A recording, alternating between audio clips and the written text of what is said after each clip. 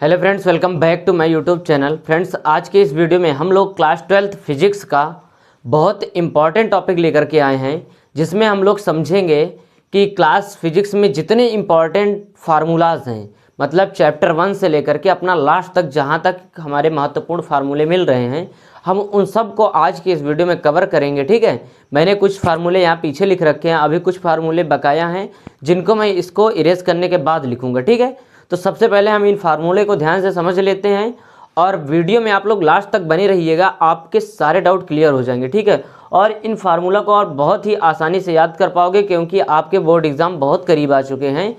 तो ये फार्मूला आपको काफ़ी हद तक मदद करेंगे। ठीक है, आपको क्वेश्चन पेपर को सॉल्व करने में। तो चलो बिना देरी करते हुए हम सबसे पहले स्टार्ट करते हैं। फार्मूले कौन कौन से हमारे पास हैं, देखो सबसे पहले हम बात करेंगे किसके बारे में, वैद्युत धारा के बारे में। देखो I इज इक्वल टू क्या होता है, Q अपान टी होता है। क्या होता है, Q अपान टी, मतलब जो आवेश और बटा समय होता है किसके बराबर, धारा के बराबर। धारा किससे रिप्रेजेंट करते हैं, I से, तो I इज इक्वल टू क्या हो जाएगा, Q अपान टी। तो ये रहा पहला फार्मूला। अब उसके बाद दूसरा टॉपिक आपका आता है क्या है, कूलाम का नियम। कूलाम का नियम, तो कूलाम के नियम में क्या बताया गया था कि जो दो आवेश होते हैं उनके गुणनफल के जो लगने वाला उनके बीच क्या होता है, आकर्षण बल, वो गुणनफल के आवेशों गुणनफल के क्या होता है, अनुक्रमानुपाती होता है। और जो बीच के उनके दूरी होती है उसके वर्ग के व्युत्क्रमानुपाती होता है। तो यहाँ से फार्मूला आपका निकल के आएगा 1/4 पाई एप्सिलॉन नॉट, और उसके बाद Q1 Q2 बाई क्या हो जाएगा, R² हो जाएगा। समझ गए, तो ये रहा आपका कूलाम का नियम का फार्मूला। फिर अगला आता है वैद्युत क्षेत्र की तीव्रता, इंटेंसिटी ऑफ इलेक्ट्रिक फील्ड। ठीक है, तो इसमें क्या होता है बेटा कि E इज इक्वल टू हो जाएगा F अपान क्यू नॉट। ठीक है, ये किसका फार्मूला है, E is equal to F upon Q naught, वैद्युत क्षेत्र की तीव्रता का। ठीक है, इंटेंसिटी ऑफ इलेक्ट्रिक फील्ड। अब उसके बाद देखते हैं वैद्युत द्विध्रुव इलेक्ट्रिक डाइपोल क्या होता है। तो यहाँ पे इसका फार्मूला आप याद रखिएगा, P इज इक्वल टू होता है 2QL। ठीक है, क्या होता है 2QL। अब इसको हम वैद्युत इलेक्ट्रिक डाइपोल को रिप्रेजेंट किससे करते हैं, P से रिप्रेजेंट करते हैं। ठीक है, अब उसके बाद देखते हैं अगला फार्मूला क्या है कि वैद्युत द्विध्रुव के मतलब इलेक्ट्रिक डाइपोल के कारण उत्पन्न वैद्युत क्षेत्र की तीव्रता। ठीक है, तो इसका फार्मूला क्या होता है, आप लोग डेरिवेशन अगर आप लोग नहीं देखा तो इसकी वीडियो पढ़ चुकी है, ठीक है, यूट्यूब में, तो आप इसको देख सकते हो। ठीक है, तो यहाँ पे इसका जब फार्मूले का आप डेरिवेशन करोगे तो निकल करके क्या आएगा, E इज इक्वल टू क्या आ जाएगा 1/4 पाई 2p बाई R³। ठीक है, न्यूटन प्रति कूलाम, इसका मात्रा क्या हो जाएगा, न्यूटन प्रति कूलाम हो जाएगा। ठीक है, अब उसके बाद देखो अगले के अगर हम बात करते हैं बलयुग्म का आघूर्ण, मतलब जो डाइपोल के कारण क्या होता है बेटा, बलयुग्म का जो आघूर्ण होता है तो वो क्या हो जाएगा, टाउ बराबर, इसको क्या बोलते हैं, टाउ बराबर PE साइन थीटा। क्या हो जाएगा, टाउ बराबर PE साइन थीटा। ठीक है, फिर अब बात करते हैं वैद्युत फ्लक्स के बारे में, इलेक्ट्रिक फ्लक्स क्या होता है। ठीक है, तो यहाँ पे इलेक्ट्रिक फ्लक्स को हम किससे रिप्रेजेंट करते हैं बेटा, फाई ई से। किससे रिप्रेजेंट करते हैं, फाई ई से।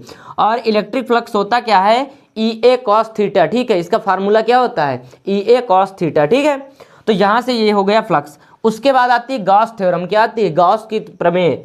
अब इसमें देखो इसको क्या होता है, गॉस थ्योरम में या तो आप यहाँ पे फाई ई कर लो, या फिर आप फाई ई की जगह पर यहीं से क्या पुट कर सकते हो, EA क्या पुट कर सकते हो, EA cos थीटा। ठीक है, लीनियर इंटीग्रल। ठीक है, आप साइन लगा सकते हो रेखीय समाकलन का। ठीक है, तो उसके इक्वल में क्या हो जाएगा, Q अपान एप्सिलॉन नॉट हो जाएगा। क्या हो जाएगा, यहाँ पे आप ये भी लिख सकते हो।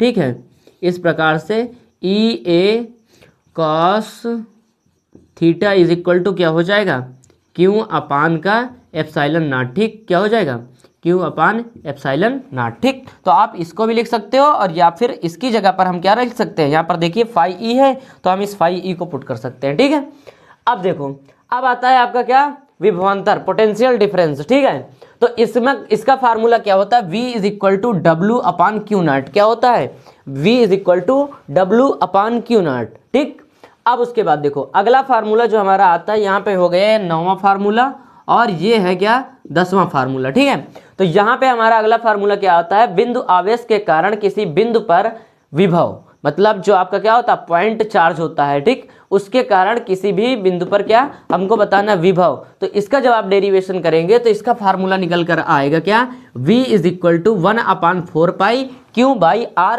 और इसका मात्रक विभव का क्या होता है, वोल्ट होता है। क्या होता है, वोल्ट होता है। तो यहाँ पर हम लिखेंगे क्या, वोल्ट लिखेंगे। ठीक है, फिर आती है क्या, विभव प्रवणता। क्या आता है, विभव प्रवणता।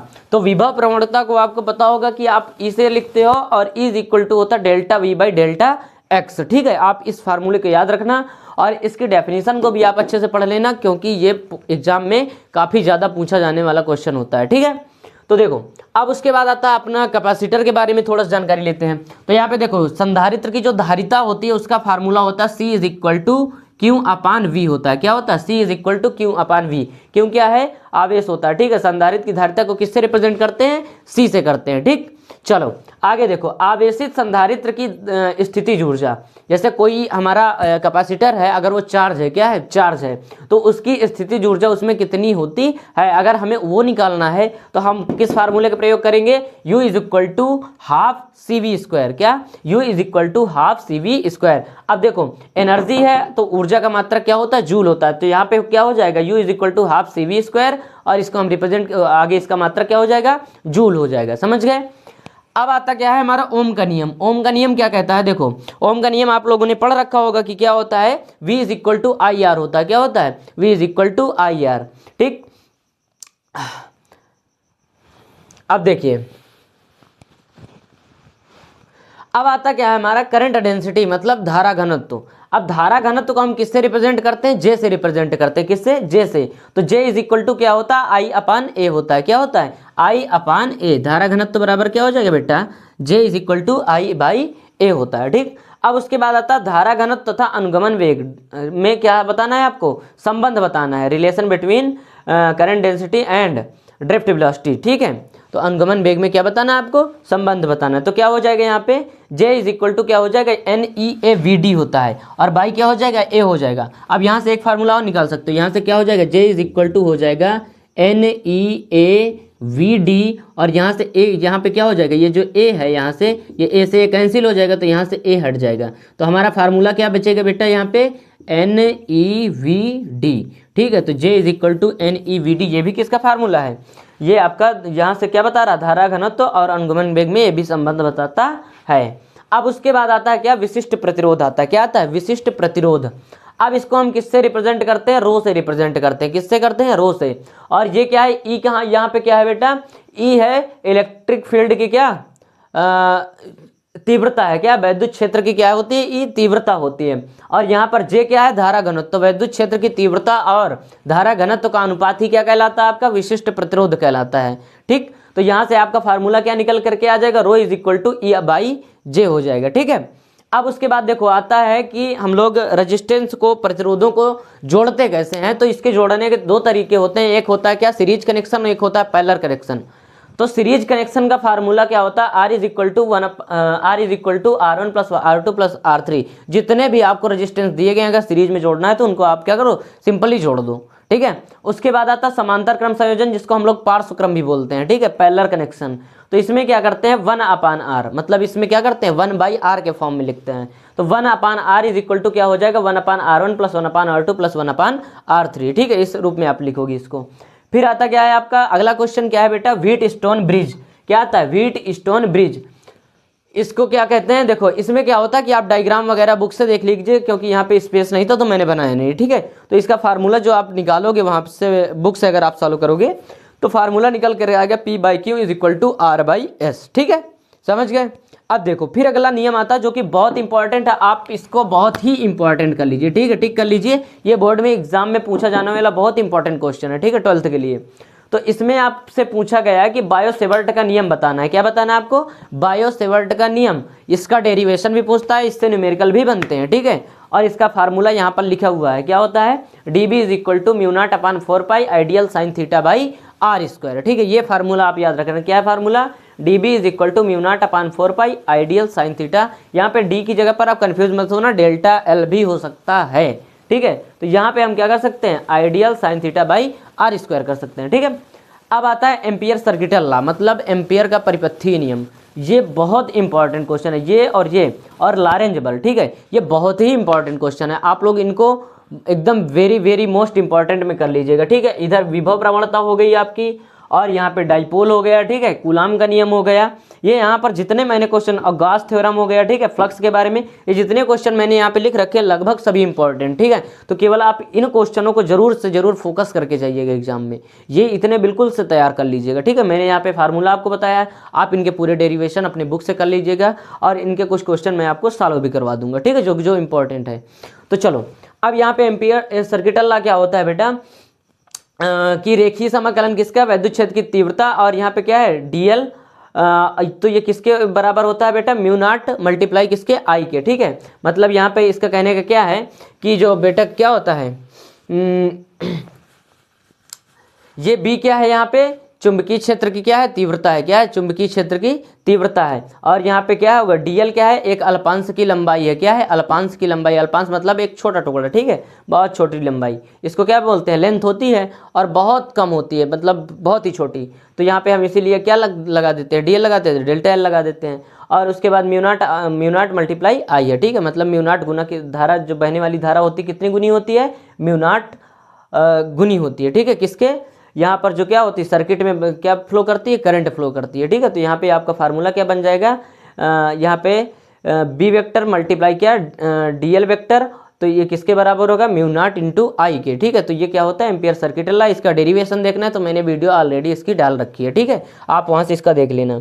उसके बाद आता है क्या, लॉरेंज बल। लॉरेंज बल आप लोग समझ रहे होगे, ठीक है, क्या होता है, तो इसके बारे में हम डिटेल में बात नहीं करेंगे, सिर्फ आप यहाँ पे फार्मूला इसका देखिए।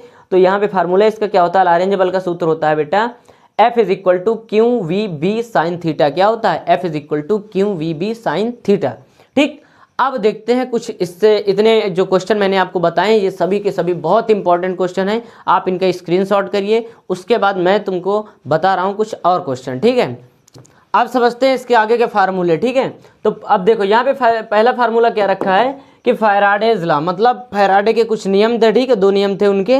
तो उन्होंने कौन कौन से नियम में कौन कौन से फार्मूले बताए थे, तो उनमें देखो ये पहला ही फार्मूला है जो होता क्या है, पहले नियम का formula E is equal to delta phi B by delta T, ठीक है। मतलब चुंबकीय फ्लक्स परिवर्तन की जो क्या होती है, दर होती है, वो क्या वो परिपथ में क्या उत्पन्न विद्युत वाहक बल की क्या होती है, ऋणात्मक दर के बराबर होती है। मतलब किसी परिपथ में जो क्या होता है, प्रेरित विद्युत वाहक बल होता है, वो उसका मान क्या होता है, चुंबकीय फ्लक्स परिवर्तन की ऋणात्मक दर के बराबर होता है। मतलब चुंबकीय फ्लक्स परिवर्तन का ऋणात्मक दर जो होती है वो किसके बराबर होती है, प्रेरित विद्युत वाहक बल के बराबर होती है, ठीक है। इसके कहने का मतलब ये है। अब उसके बाद देखो कहता है धारितीय प्रतिघात, ठीक है, जिसको बोलते हैं कैपेसिटिव रिएक्टेंस, ठीक है। तो इसका मतलब क्या हुआ कि इसको हम रिप्रेजेंट किससे करते हैं, एक्स सी। तो X C is equal to क्या होता है, 1/ओमेगा सी होता है। क्या होता है, 1/ओमेगा सी, ठीक है। अब उसके बाद आता है प्रतिबाधा, ठीक है। क्या आता है, प्रतिबाधा, जिसको हम किससे रिप्रेजेंट करते हैं, जेड से करते हैं। और जेड इज इक्वल टू क्या होता है, √r plus XL minus X C का क्या होता है, होल स्क्वायर होता है। तो मैंने यहाँ पर एक्सएल माइनस एक्स सी, तो यहाँ पर मैंने क्या बताया, एक्स सी है, तो यहाँ पर क्या हो जाएगा बेटा, हम इसको कुछ चेंज भी कर सकते हैं। तो जेड इज इक्वल टू क्या हो जाएगा, √r² प्लस एक्सिस, यहाँ पे एक्सएल है ना, तो यहाँ पे हम क्या कर सकते हैं, ओमेगा एल, क्या कर सकते हैं, ओमेगा एल माइनस 1/ओमेगा सी का क्या कर सकते हैं, होल स्क्वायर कर सकते हैं, ठीक है। तो आप इसको भी लिख सकते हो, इसको भी लिख सकते हो, ठीक। अब देखो दूसरा हमारा फार्मूला, आप देखो अगला चैप्टर शुरू होता है जहाँ से प्रकाशिकी शुरू होती है, मतलब लाइट वाले चैप्टर। तो वहाँ से जो पहला फार्मूला निकल कर आता है क्या, कि फोकस दूरी और वक्रता त्रिज्या में के संबंध। तो यहाँ से आप क्या बताओगे, F is equal to R/2, जो मतलब क्या होती है, फोकस दूरी होती है, वक्रता त्रिज्या की क्या होती है, आधी होती है, क्या होती है, आधी होती है, ठीक। अब देखो यहाँ पे आता है दर्पण फार्मूला, ठीक है। दर्पण वाला फार्मूला क्या होता है, 1/F is equal to 1/U plus 1/ क्या होता है, V होता है। क्या होता है, V। तो आप याद रखना इसमें सिंपल सा काम क्या याद रखना कि दर्पण में क्या होता है, हमेशा प्लस होता है साइन, और लेंस में क्या होता है, माइनस होता है। इसका formula 1/F is equal to 1/U minus 1/ का क्या हो जाएगा, V हो जाएगा, ठीक। तो इसमें आप इसको याद रखना, इसको याद रखना, ये दोनों फार्मूले बहुत इंपॉर्टेंट, ठीक। अब उसके बाद आता है अपवर्तनांक। तो अपवर्तनांक क्या होता है, आपको पता होगा कि अगर क्या हमारा प्रकाश एक वर्डी है, तो किन्हीं दो माध्यमों के लिए आपतन कोण की ज्या मतलब साइन आई और अपवर्तन कोण मतलब साइन आर, अपवर्तन कोण की ज्या का अनुपात क्या होता है बेटा, एक नियतांक होता है, ठीक है, जिसे हम पहले माध्यम के सापेक्ष दूसरे माध्यम का क्या कहते हैं, अपवर्तनांक कहते हैं, ठीक है। नहीं समझे?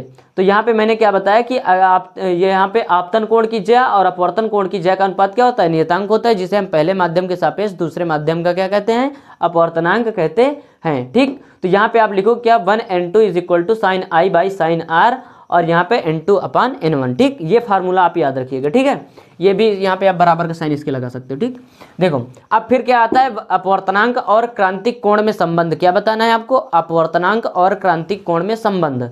तो यहाँ पे N G is equal to क्या होता है बेटा, 1 अपान साइन सी होता है। ठीक, इस फार्मूले को याद रखना, ये भी इंपॉर्टेंट है।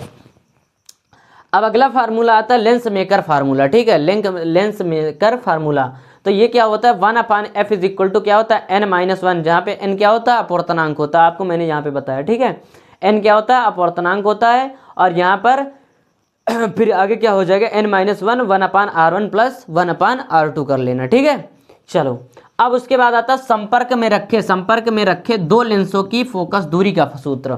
अगर हमारे पास क्या है, दो लेंस एक दूसरे के बहुत समीप रखे हैं या कांटेक्ट में रखे हैं, तो वहां पे फोकस दूरी उनकी क्या निकलेगी, चलो यहाँ पे देखते हैं। तो 1 upon F is equal to, मतलब जो f1 लेंस है, मतलब जो पहला लेंस है आपका L1 है, उसकी फोकस दूरी को क्या करेंगे, L2 वाले लेंस मतलब दूसरे लेंस से हम क्या कर देंगे, जोड़ देंगे, तो हमें संयुक्त फोकस दूरी क्या हो जाएगी, मिल जाएगी। ठीक है, दोनों की। अब आता है प्रिज्म के पदार्थ का अपवर्तनांक क्या होता है। तो यहाँ पे अपवर्तनांक किससे रिप्रेजेंट करते हैं, n से रिप्रेजेंट करते हैं। तो यहाँ पे क्या हो जाएगा, n is equal to sine, bracket में क्या हो जाएगा बेटा, a plus delta suffix m/2, और फिर यहाँ पर क्या हो जाएगा, साइन a/2। ठीक है, ये फार्मूला बड़ा है लेकिन इंपॉर्टेंट है, आप इसको याद रखिएगा। ठीक, अब देखते हैं अगला ये सबसे लास्ट हमारा जो क्या है फार्मूला है, और ये बहुत इंपॉर्टेंट है, वेरी वेरी मोस्ट इंपॉर्टेंट। ठीक, तो आप इसको मिस मत करना। तो देखो ये यहाँ पे क्या कह रहा है, आइंस्टीन का प्रकाश वैद्युत समीकरण। ठीक है, जो कि आपके लास्ट वाले चैप्टरों में से है। ठीक, तो देखो यहाँ पे क्या होता है कि हाफ mv² मैक्स बराबर क्या हो जाएगा, h new minus new not. ठीक, h न्यू माइनस क्या होता है, न्यू नॉट। यही क्या है, आइंस्टीन का प्रकाश वैद्युत समीकरण, जिनमें उन्होंने क्या बताया था, प्लांक के अकॉर्डिंग क्या होता है, जो लाइट होती है वो छोटे छोटे पैकेटों के रूप में चलती है, जिसे क्वांटा या फोटान कहते हैं। ठीक है, तो यही सब चीज़ें इसमें बताई गई हैं, आप इसको डिटेल से पढ़ लीजिएगा। अगर आपको पढ़ना है तो चैनल पर वीडियो आपको मिल जाएगी। ठीक है, तो आप उसको देख लीजिएगा। अब ये वीडियो आपको कैसा लगा, आप कमेंट बॉक्स में बताइए, और अगर वीडियो अच्छा लगा हो तो चैनल को सब्सक्राइब करके वीडियो को लाइक करिए और अपने दोस्तों तक शेयर जरूर करिए।